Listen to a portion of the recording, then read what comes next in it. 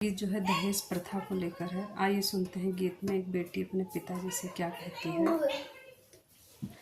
हम न जलबै दहेजवा की अगियन माँ, हम न जलबै दहेजवा की अगियन माँ, चाही सिंदूरा पर न मोरी मंगियन माँ, चाही सिंदूरा पर न मोरी मंगियन माँ। हम न जलबै दहेजवा की अगियन माँ, हम न जलबै दहेजवा की अगियन माँ, चाही सिंदूरा पर न मोरी मंगियन माँ, चाही सिंदूरा पर न मोरी मंगियन माँ।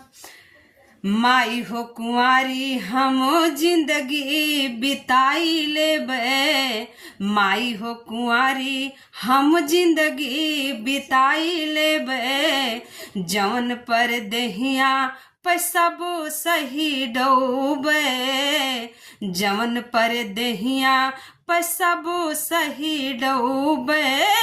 बपई भी कैना पई है, बपई भी कैना पई है बेटियन माँ, चाही सिंदूरा पर न मोरी मंगियन माँ, चाही सिंदूरा पर न मोरी मंगियन माँ। हम न जलबै दहेजवा की अगियन माँ, चाही सिंदूरा पर न मोरी मंगियन माँ।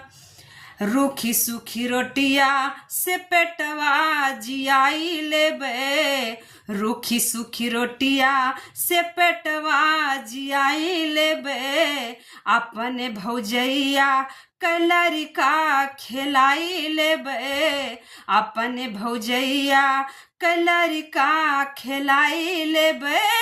दाग लगैना देबै, दाग लगैना देबै धोतियन माँ, चाही सिंदूरा पर न मोरी मंगियन माँ, चाही सिंदूरा पर न मोरी मंगियन माँ। हम न जलबै दहेजवा की अगियन माँ, हम न जलबै दहेजवा की अगियन माँ, चाही सिंदूरा